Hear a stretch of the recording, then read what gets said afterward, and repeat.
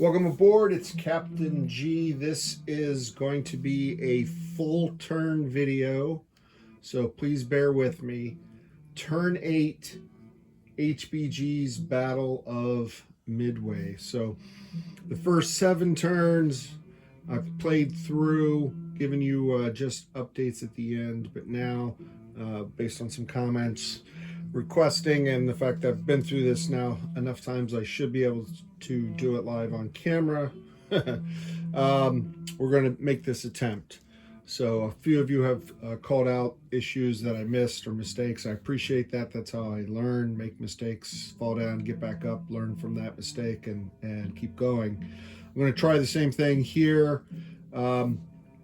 Because I'm playing myself, I'm not going back and fixing other mistakes, such as if there were aircraft on the deck at the time the damage was impacted on the carriers, etc., or some of the counts, or forgetting using command tokens to bring aircraft that were out of fuel back, that kind of thing. So all stuff that I've identified or you've identified with me that hopefully will culminate into a fairly good turn.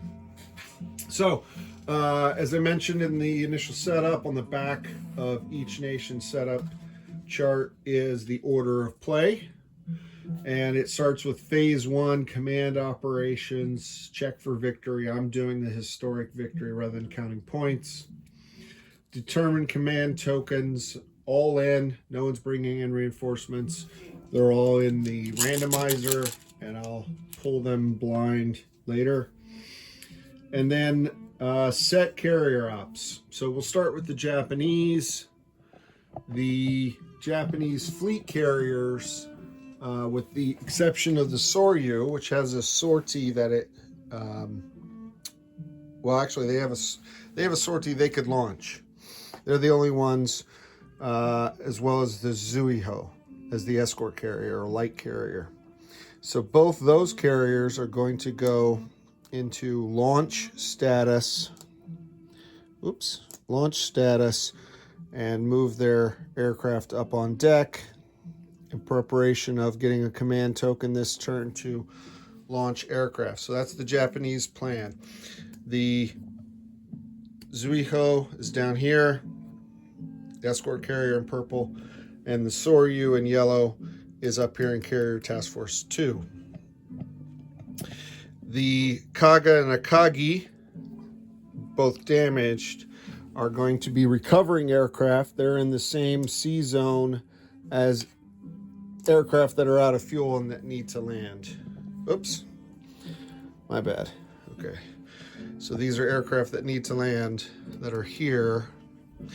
And because these guys won't get here until next turn, so I'm not going to set the Hiryu, because next turn these guys will move in and then they'll land on turn 9. And the reason I'm not doing that is if the US attacks, then this aircraft carrier will be in a movement status, be able to help avoid and gets better odds than this guy who's sailing into the wind to launch his aircraft. All right, and then for the US, if we go to the other side of the map here, we have the Yorktown, which is still in the squall. So he's got to maneuver to get out of the squall to be able to launch aircraft. So he's staying in maneuver status. And then the Enterprise, which is, they've got a flight group that didn't find the enemy that's got to land, and they've got escort fighters that have to land. So they have to go to recover aircraft status. They don't have the option of launching this because they don't want these guys to ditch in the sea. So they're going to go to recover. Okay. And the US again only has 2 tokens because they've lost the tokens for the carriers that they lost. All right, so let's go back to our status. Spot the aircraft on deck. I did that. And now land aircraft. So you can do 5 aircraft per turn minus damage. So the Kaga here can land 2. The Akagi can land 3. So the Akagi is going to land 3 Akagi dive bombers. 3 of their own dive bombers. They're going to land 3.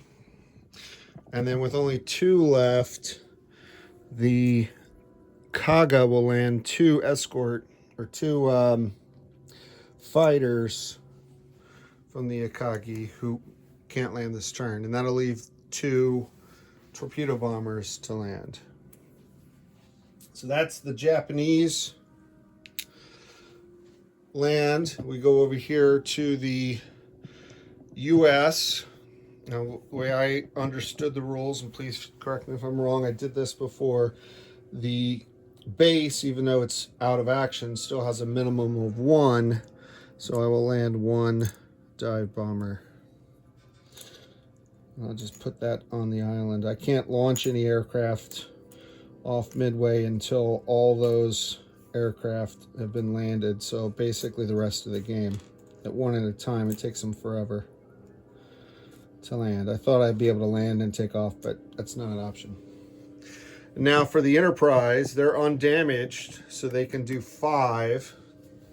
So they will land 1, 2, 3 bombers, 3 dive bombers, and 2 fighters. Low priority torpedo bomber. Sorry, Lieutenant Lindsay.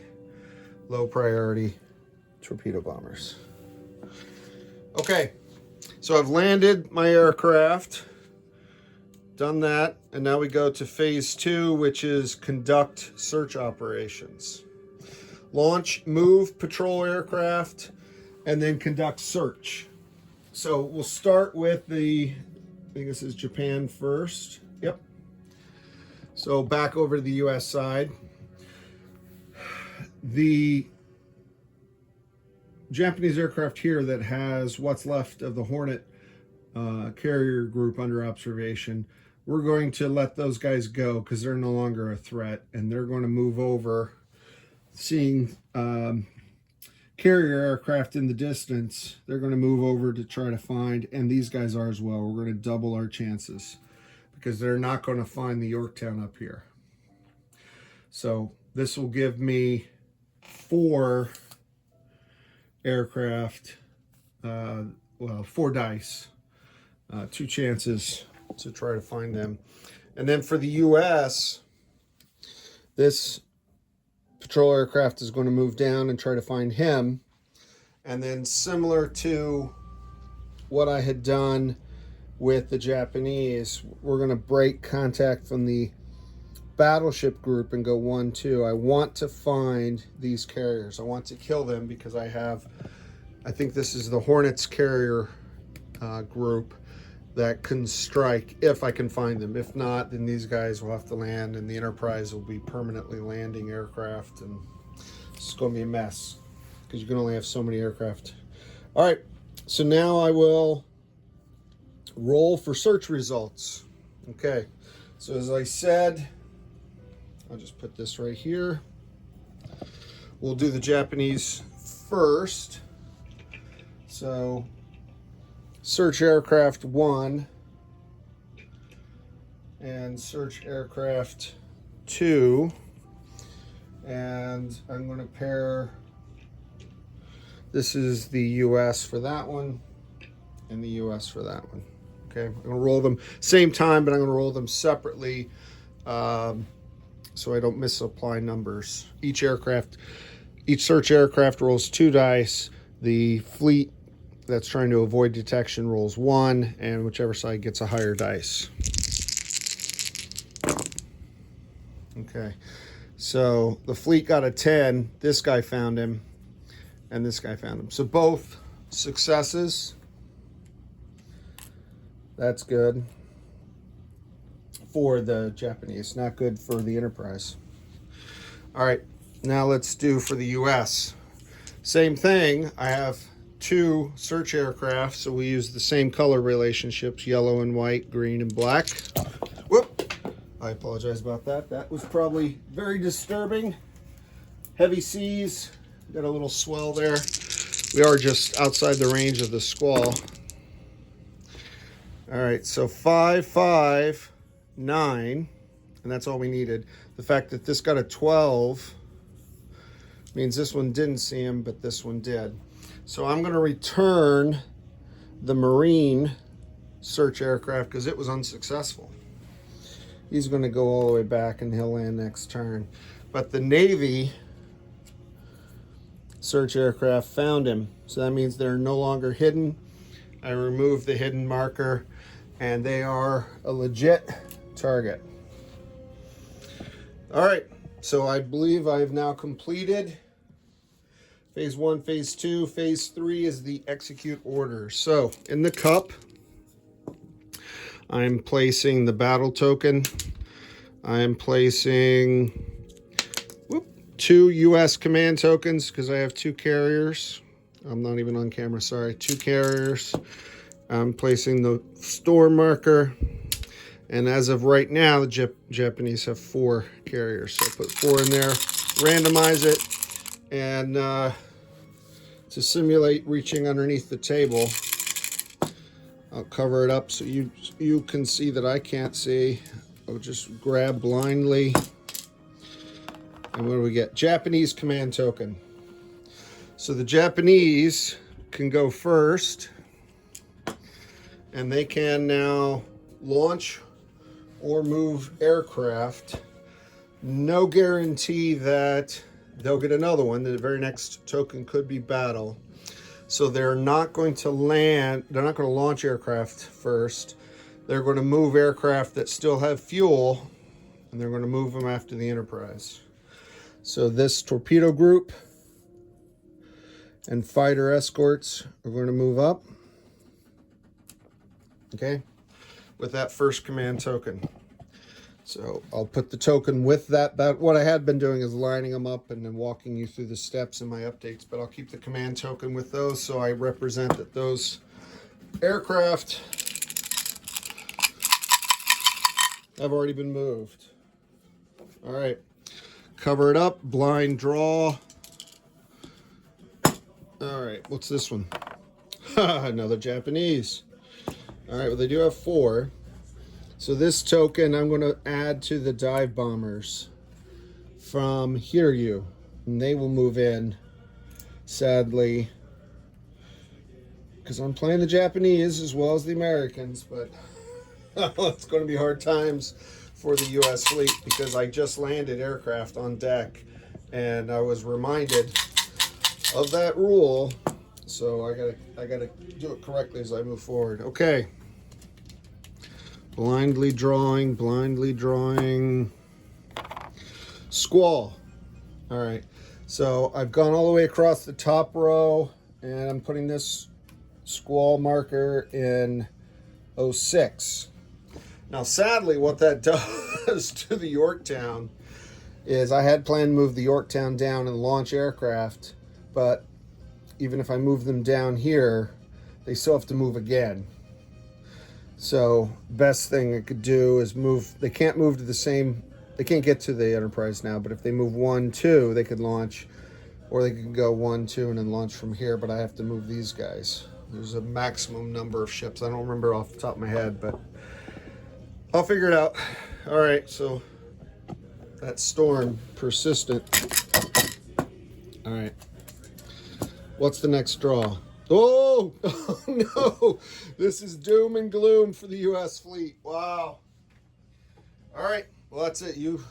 So there will only be 1 combat. I did set up both boards because I had hoped that these guys would be able to strike and kill those 2 carriers, but that is point out of luck is what we're going on here. So now you place your battle group, your carrier group, onto the battle board, which I had set up here, but I think I'll just move it on here so that way you can see what's going on more easily, and then I'll figure out how to roll so you can see that as well. Okay, I'm going to try pausing. Setting it up, and then unpausing, see if that works. Okay, there you are with the magic of pause. All right, what was this? Oh, these guys. Okay. So I've placed the fleet with the carrier and the bombers, because there was a flight of bombers getting ready to land in the center.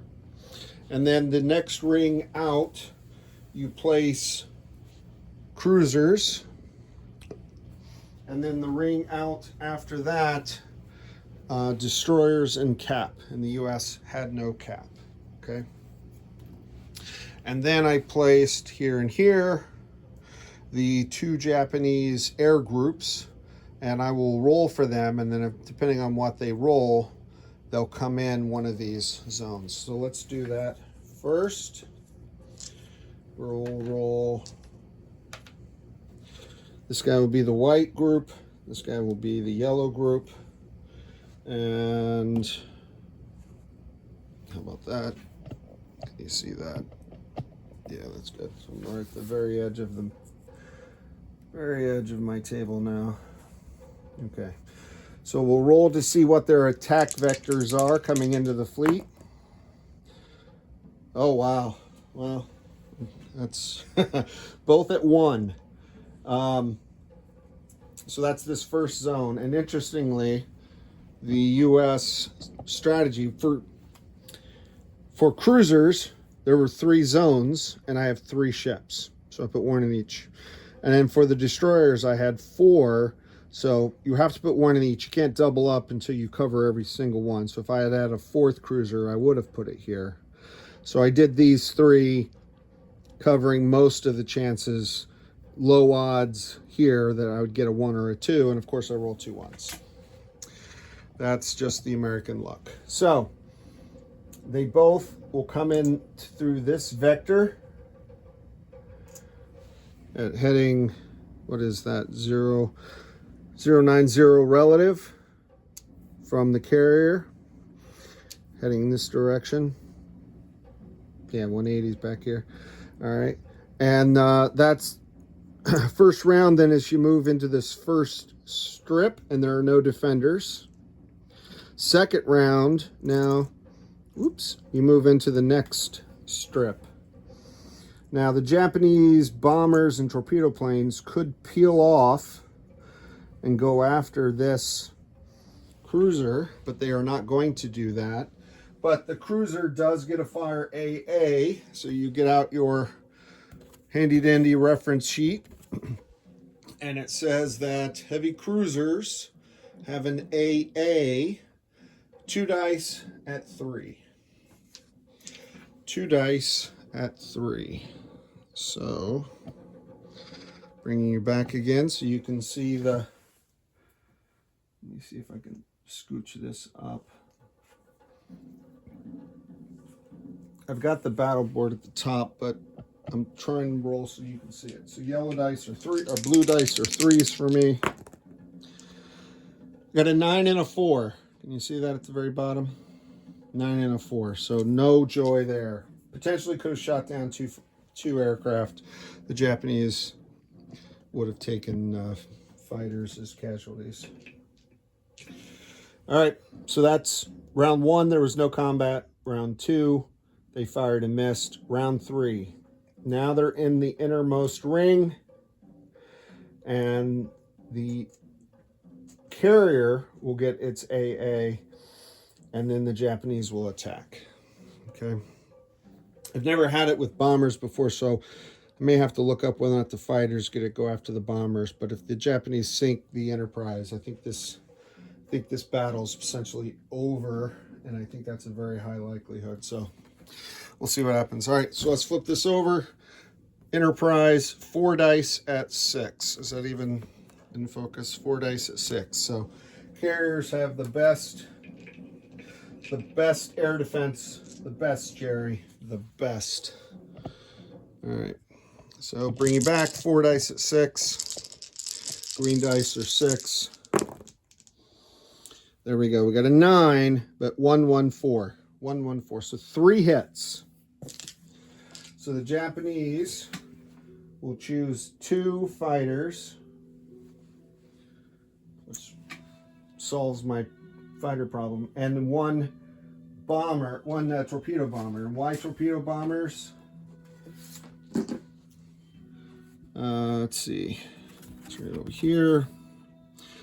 Torpedo bombers, with torpedoes, they hit at 4s. Dive bombers hit at 6s. So I don't want to lose my dive bombers.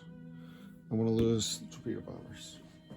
If I'm doing that correctly. So just one of those. So that means one still survived. Apparently I only had 2 there. That's the 3 hits. 2 fighters and a torpedo bomber. So I have 1 at, and he's going to fire his torpedo now. So take it, he's unarmed and now out of fuel. And 1, 2, 3 6s. So most I could do, in theory, is 4 hits, but there's aircraft on deck. So we'll have to see how that works, because I've never done that mechanic before. All right, the 4s are the white dice, the 6s are the green. Wow, wow, that's as lucky as the U.S. could get. 7, 10, 11, and 2. They just got 1 hit, but 1 hit may be enough. I'm going to pause for 1 second while I look up the impact of aircraft on deck, because I looked at it before, but I don't remember it. Okay, so I'm looking at the modifiers to combat. The carrier is not performing evasive maneuvers. I forgot to mention that. They were recovering aircraft, and if they had recovered evasive maneuvers, I would modify the die rolls. So hypothetically, had this been a 4, it would have been a -1 because the carrier can dodge and it would have missed. So all of those are still misses. I'm making sure this is what I rolled. So they got the 1 hit. 1 hit is on the carrier plus 1 additional damage, and I lose 1 air unit that is on deck per hit. The U.S. is very fortunate that they only got 1 hit. So 2 hits on the Enterprise as a result of this, and they're going to lose 1 of their fighters because the strike capability of the U.S. is on the dive bombers, which are on deck. So 2 hits on the Enterprise, and I took off 1 fighter. And that finishes combat. It's the only combat because we rolled the token, we pulled the token right away. Take off the bomb and the torpedo, so they're off to the side. And now I put all this back, which I'm going to pause you again. Very convenient this turn.